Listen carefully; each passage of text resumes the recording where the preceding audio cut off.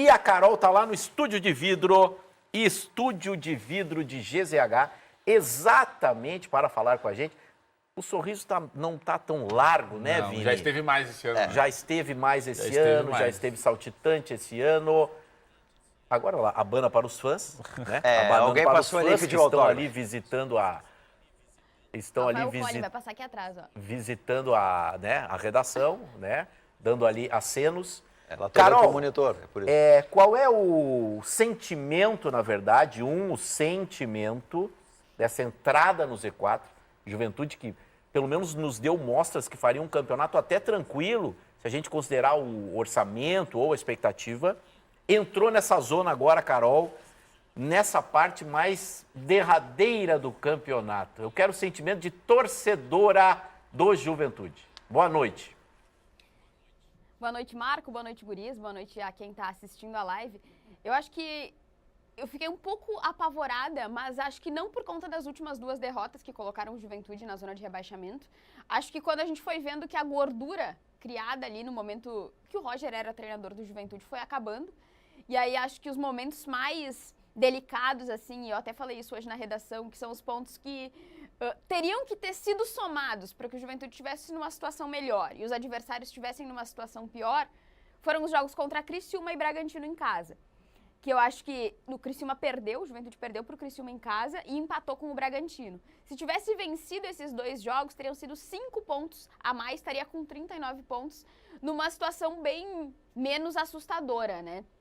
E aí eu acho que a demissão do Jair Ventura, e aí ontem estava se discutindo muito nas redes sociais, mas o Juventude achou que ia vencer o Palmeiras e o Flamengo, por que demitiu o Jair Ventura? Não foi porque perdeu para o Palmeiras e para o Flamengo, porque nos meus cálculos, e acho que nos cálculos da direção, não somava nenhum ponto desses 2 jogos, né? Até por serem contra esses 2 adversários que tem um elenco muito superior ao do Juventude, fora de casa ainda, né? Que o Juventude só venceu um jogo contra o Atlético Paranaense, mas por conta da situação.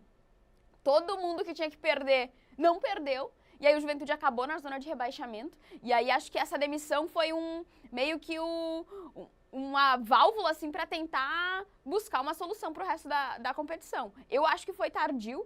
Acho que o Jair Ventura tinha que ter caído antes, naquele momento em que o Juventude conseguiu ser eliminado pro Corinthians na Copa do Brasil, e não pela eliminação, porque o Juventude não era favorito contra o Corinthians, mas pela forma com que foi, pela forma com que ele fez as alterações no time, e aí no segundo tempo ele tinha Jean Carlos e Nenê no banco de reservas, não colocou nenhum dos dois, e aí já tava...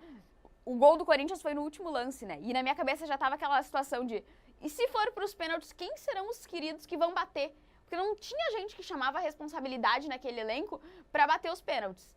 E aí depois começou-se, né, um burburinho de que o Jair Ventura estava perdendo o elenco, e aí foi se postergando, e vamos manter, e vamos manter, e vamos manter, e acho que a demissão foi naquele momento, assim, naquela gíria, a água bateu na bunda, e agora vamos ter que reagir, Opa! sabe? E... Porque não tem mais o que fazer, sabe? Agora ou reage nos próximos jogos que tem em casa, tem partidas em casa, tem 4 jogos em casa, e aí não acho que a opção escolhida no mercado foi a melhor, mas agora que foi escolhida, estamos abraçados no Fábio Matias, acreditando fielmente que vai dar tudo certo, porque é o que resta, né? Eu vi a galera falando nas redes sociais, porque olha o que o Juventude está fazendo, é uma aposta. Eu também falei isso, antes de ser anunciado, eu falei, cara, que momento pro Juventude apostar num treinador, inventar a história, inventar moda. Não é um momento para isso. Mas a partir do momento em que é anunciado, não tem que fazer sábado, contra o Fortaleza em casa, a torcida tem que estar lá e sem vaiar, tem que estar lá apoiando, porque é o que vai ser necessário. Dos 4 jogos em casa, o Juventude precisa conseguir 11 pontos. E aí, matemática básica, né? De 12 precisa de 11, precisa vencer os 4 jogos em casa para não depender das partidas fora, que a gente sabe que o Juventude fora de casa é um a situação, favorito, né? eu tava vendo aqui, Carol, a tabela pro difícil, Juventude, né? A situação é bem difícil. Ele joga contra o Fortaleza em casa, Fortaleza em casa, depois o Bahia em casa, depois ele sai para jogar com o Grêmio. Esse trio de jogos, ele pode ser devastador. Pode ser super animador, tipo, ganha do Grêmio na Arena, ou ganha do Fortaleza que tá brigando pelo título, entendeu? Mas, assim como ele pode ser a coisa salvadora, ele pode ser o fundo do poço, esses 3 jogos. E ainda resta um outro jogo em casa, desses 4, 3 em casa. É possível, eu acho que Cuiabá. E o Cuiabá em Cuiabá casa... e Cruzeiro. Cuiabá e Cruzeiro em casa, eu acho que é bem mais ok do que Fortaleza e Bahia em casa. Tem que voltar aqui em casa. Em tese, né? A vida do Juventude é no Alfredo Jaconi. É isso, porque ela foi no Alfredo Jaconi até Sempre, agora. Tem sempre. que retomar esse fator casa. Se deu mal quando perdeu isso. A tese não se aplica, né? Se olhar bem no campeonato, a tese não se aplica para o Grêmio e para o Juventude. Eles são uma caixinha de surpresa. Não, mas o Juventude foi muito bem no Alfredo Jaconi. Ele chegou até a melhor campanha do brasileiro em casa. E isso ele perdeu com o tempo. Ele tem que retomar O Flamengo em casa. Ele tem que retomar, ele tem que retomar. O Juventude estava invicto como mandante, só foi perder quando na estreia do Jair Ventura em casa, que foi contra o Criciúma, e aí o Juventude foi derrotado. Mas na era Roger Machado, o Juventude não tinha perdido. O grande culpado de tudo é o Roger, Carol. Vamos lá, vamos falar a verdade, é o sem o Inter, filtro. é tudo culpa do Inter. Então era só não ter eliminado o Inter do Gauchão e da Copa do Brasil que você estava com o Roger. Mas eu ia perguntar de verdade isso pra Carol. Tu ficou mais chateada com o Roger depois do Juventude tentar no Z4 ou não? Eu acho que eu falei isso muitas vezes no dia de hoje. Que eu tenho certeza que com o Roger a gente teria 5 pontos a mais e aí não estaria nessa situação. Mas a culpa não é do Roger. Já passou um pouco da minha mágoa, Diogo. Mas a culpa pra mim é de tudo que envolve, assim, sabe? Da direção que na janela de transferências me vende 2 mandos de campo que agora podem fazer diferença, né? Boa Os lembrança. Atlético Mineiro e São Paulo. Exatamente. Pra comprar David da Hora, Ronier Carrilho, Dudu Vieira. É só uns reforços assim, ó. Que eu fico pensando, não é possível que tenha vendido 2 mandos de campo pra me trazer os reis da Bagrolândia, sabe? E foi o que aconteceu. Essa é a minha culpada. Você pode explicar isso aí? Baita lembrança. Quem são os essa. reis da Bagrolândia? David da Hora, que era reserva do Curitiba, não servia pro Curitiba, que tava lutando lá na parte de baixo da tabela. Meu Deus. O Ronier Carrilho, que chegou a ser titular em boa parte da Série A com o Jair Ventura, mesmo tendo Gilberto no banco de reservas. E aí foi um grande questionamento do torcedor, né? Como é que Gilberto tá treinando pra ele ser reserva do Ronier Carrilho? E o Dudu Vieira, que pelo amor de Jesus Cristo, né? Pelo amor de Jesus Cristo. É um negócio assim que é inexplicável, um jogador tão ruim, o Juventude pensar que é possível que ele seja banco na Série A. E aí, 3 destaques da janela do Juventude. As coisas... A Carol, e aí, pra mim... A Carol, ela tem razão. As coisas, elas não acontecem por acaso. Você contrata, talvez, quem não precisava contratar ou não seria o melhor nome. Você faz a opção. Cara, o Gilberto não pode ser banco de ninguém com essas credenciais. Não nessa hora ainda. Pela experiência dele. Não, mas ele tá numa fase que não tá tão boa, mas é o Gilberto. Qualquer zagueiro de Série A vai ficar olhando não pra fez ele, gol no Flamengo agora? Fez. Ele tem até história. Passou um tempo lesionado. Mas a Carol lembrou algo assim fundamental. A gente até conversou bastante isso na redação, né, Carol? Aquele momento ali que o Juventude vende os mandos de campo, era um momento em que o Juventude em casa passava o rodo em todo mundo. Ali ele pensou, olha, questão financeira, não tem dinheiro, tem que pagar, enfim, mas e aí? E esses 2 jogos aí? Agora, qual é que vai ser o custo se cair? Não dá pra ir pra guerra com palito de dente. Diria o Guerrinha.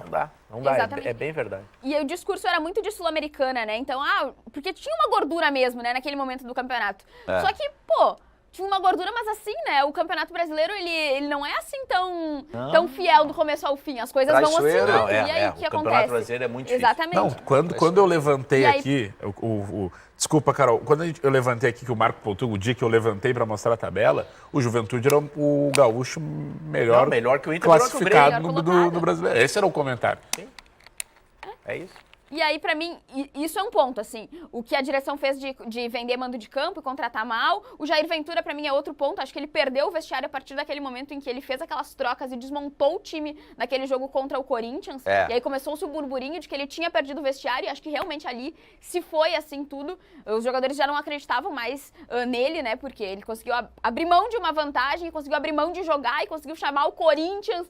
Enfim, deu tudo errado ali. E pra mim, o terceiro ponto é o sistema, né? O Juventude é o time que mais teve pênaltis contra no Brasileirão e junto com o Criciúma é o único que não teve nenhum pênalti a favor marcado no Campeonato Brasileiro. Que sistema? Na última rodada. Quando ela falou sistema, CBF? eu achei que era sistema tático, né? Que ela vai reclamar do 4-2-3-1, acho que não, Não. tu disse que é o sistema. Não. As forças Sistema, ocultas. Isso, CBF, arbitragem, STJD. E acho que nessas últimas 2 rodadas ficou claríssimo isso. Mas o Juventude ia perder para Palmeiras e Flamengo. Eu não tô dizendo que ia vencer, jamais. Mas no jogo contra o Palmeiras, o que aconteceu? O Juventude viu uma pendência do STJD pro Nenê não jogar. E aí, foi uma surpresa, assim, pra todo mundo. O que aconteceu? E aí o Juventude tentou um contato com o STJD, que depois lançou uma nota, isso só na terça-feira. O jogo foi no final de semana, É um no domingo. absurdo Na isso. terça-feira, o STJD lançou uma nota dizendo que o Juventude tinha que ter visto isso antes, mas que foi um equívoco porque o Nenê não tinha nenhuma pendência. Então, o Nenê não jogou contra o Palmeiras por um erro do sistema, um erro do STJD junto com a CBF. Isso não E aí tem como depois, voltar nessa atrás. outra partida- Sim. E o Juventude Exato, tentou ir e é o atrás, mas não recebeu resposta. Tentou ir atrás. Exatamente. E aí bota-se a culpa no Juventude, porque tinha que ter visto antes. Mas o que ia ver antes se o Nenê não tinha nem jogado contra o Vasco? Não tinha como ele ter qualquer tipo de pendência pra não ficar à disposição contra o Palmeiras, né? E aí depois, nesse último jogo contra o Flamengo, acho que ficou ainda pior, porque o Nenê Ficou. foi expulso porque ele jogou, sei lá, 4 minutos e ele foi expulso por falar, não posso reclamar baralho, sabe? Pra não falar a palavrinha aquela. Foi expulso por isso. E aí, quando o Alan Ruschel falou isso na saída de campo, eu pensei, deve estar omitindo alguma parte. Não é possível que a arbitragem tenha expulsado o Nenê porque ele falou isso. O João Lucas já tinha sido expulsado ao longo da temporada porque ele tinha falado, isso é uma sacanagem. E daí ele foi expulso também. Falei, aquilo lá foi bizarro. Não pode ter acontecido outra substituição tão bizarra Aconteceu. quanto. E aí a gente teve nesse jogo contra o Flamengo ainda o pênalti muitíssimo questionável a favor do Flamengo. Então, assim, eu acho que são situações que não precisam acontecer. Ainda mais contra esses times que são infinitamente melhores que o Juventude no papel. E aí, aí parece, e aí cria-se uma teoria, pelo menos na minha cabeça, de que, alguém precisa cair. Então, para o sistema é melhor que caia o Juventude que é menor, sabe? E aí gera uma revolta, assim. Ontem eu assisti, ouvindo o jogo, porque vim pra Porto Alegre assistir o jogo das gurias, e daí, na volta, estava ouvindo apenas o jogo, eu estava um pouco a flor da pele, assim, com o que eu estava ouvindo, assim, com os relatos do jogo, sabe? Porque é inacreditável, é inadmissível.